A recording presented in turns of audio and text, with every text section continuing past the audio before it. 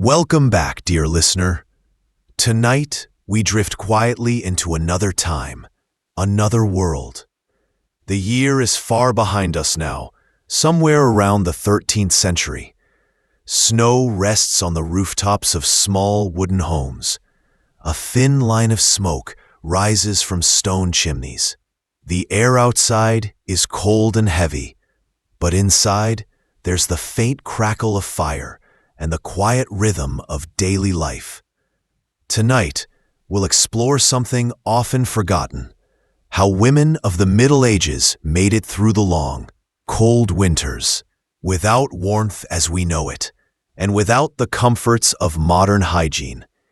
It's not a story of struggle, really, but one of quiet endurance, of resourcefulness, and the gentle rhythm of life when the world moved slower than it does today. So take a deep breath, get comfortable, and let's step softly into the quiet, candlelit winter of the medieval world.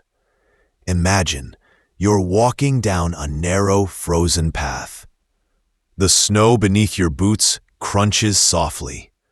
Around you, cottages made of timber and clay stand close together, their walls rough, their roofs heavy with frost. The smell of smoke drifts through the air, the only sign that people are awake inside. In one of these homes lives a woman, perhaps her name is Alice.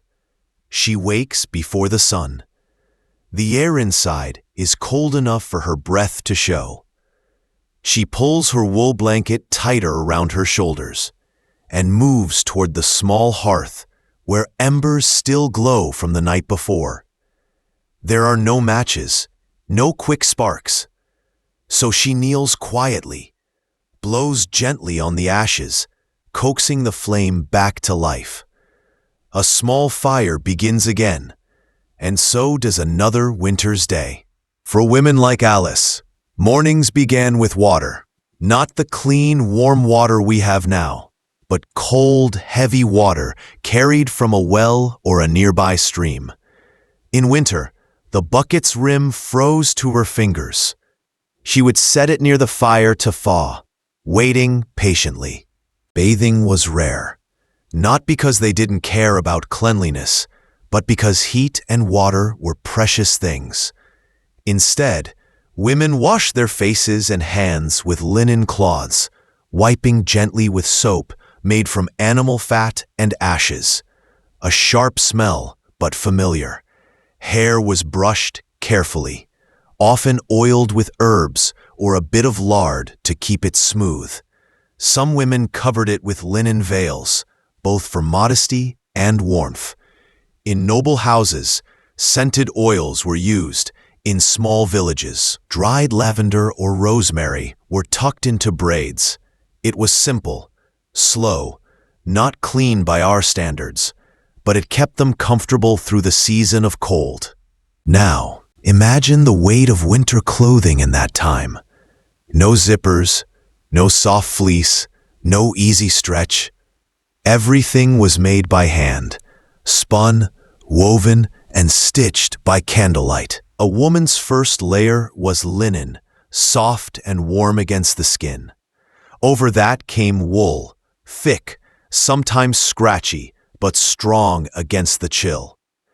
Aprons, cloaks, shawls, and mittens, all made from wool or fur if she could afford it.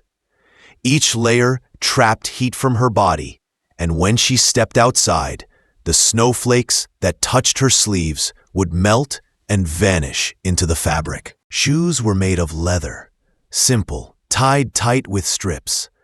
In deep snow, some wrapped cloth around their feet for extra warmth.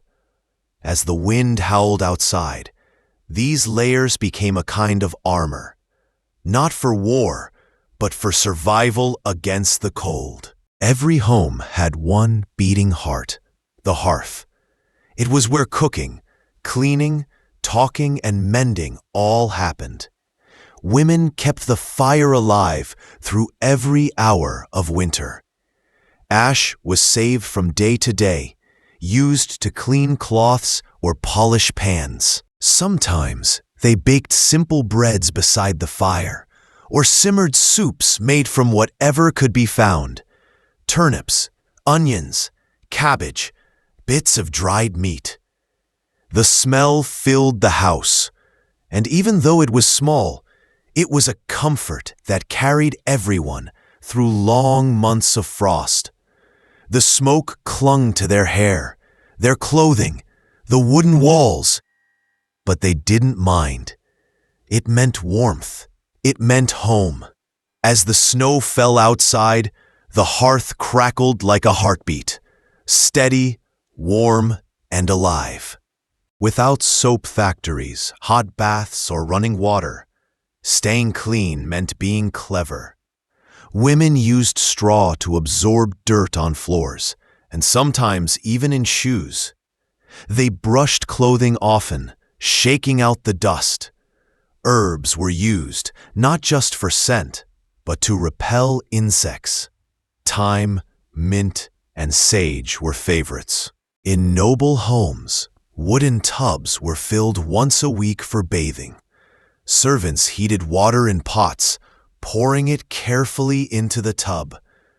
The lady of the house bathed first, and then, in some families, others followed in the same water until it turned too cloudy to use. For the rest of the week, small cloth washes and linen wipes kept them fresh. Some even rubbed snow on their faces, a cold, bright way to wake up on winter mornings. Let's move closer to the mirror, or rather the polished bit of metal they used instead. Hair in the Middle Ages was both a beauty and a burden.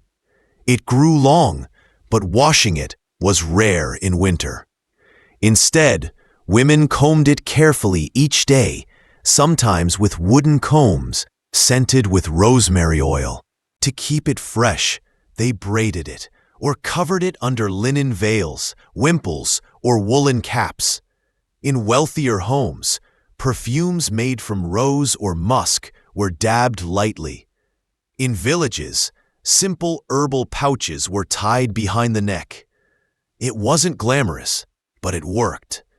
And when someone passed by, the faint scent of lavender or smoke told a quiet story of care in a time before soap and showers. Winter brought another quiet challenge, one that women faced in silence. There were no pads, no modern products. Instead, women used soft cloths of linen, washed and reused carefully. Sometimes, moss or soft wool was layered inside for comfort. These were rinsed in cold water, hung near the hearth to dry, discreetly, modestly. In very cold regions, the chill made washing painful. So many simply stayed near the fire, resting quietly for a day or two. It was an unspoken rhythm, part of life, part of womanhood, endured with patience and calm. Winter also brought sickness, not from lack of hygiene alone, but from the cold, from smoke-filled rooms, and from close living quarters. When coughs began, women brewed teas from herbs, thyme, honey, mint, and chamomile. They wrapped warm cloths around chests, rubbed oil on the skin, and whispered prayers to saints for healing. Doctors were rare, expensive, so most trusted nature, wisdom, and time. Some cures worked, some didn't. But always, care came from the hands of women, mothers, wives, daughters, keeping their families alive through the long frost. As nights grew longer, women gathered together, spinning, mending, telling stories. They shared gossip, laughter, small bits of bread, and warmth from one another. In the glow of the firelight, the cold didn't feel so sharp. A pot of stew simmered slowly, and soft voices filled the room like a lullaby. The world outside was frozen and dark, But inside, there was life, steady, humble, and beautiful in its simplicity. Eventually, the snow began to melt. Water trickled down from rooftops. The air smelled of damp earth again.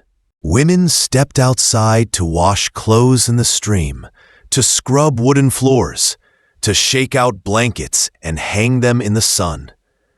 Their hands were rough and red from winter work, but their faces were calm because they had made it through. Each spring was a quiet victory, earned with patience, skill, and endless care. And now, as the night grows quiet, we can leave Alice and her world behind for a while. Her fire is low, her home is warm, and outside, the snow falls softly once more. She has survived another winter, as countless women did for centuries, without comfort, but with quiet strength. Their ways may seem distant to us now, but in every warm blanket we wrap around ourselves, in every soft light we keep burning through a cold night, there's a small echo of them and their calm endurance. So let's rest now, with gratitude for warmth, for comfort, and for those who came before us. Good night, traveler of time. Sleep well and dream of simpler days beneath the quiet snow of the medieval world. The last warmth of community lingers.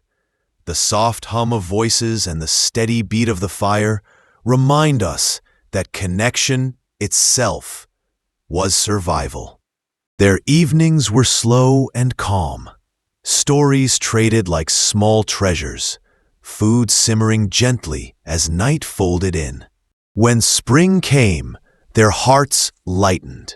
Water flowed again, warmth returned, and the long, silent waiting was finally rewarded. And now, the world rests as Alice sleeps by her quiet hearth, her story blending into the timeless hum of history.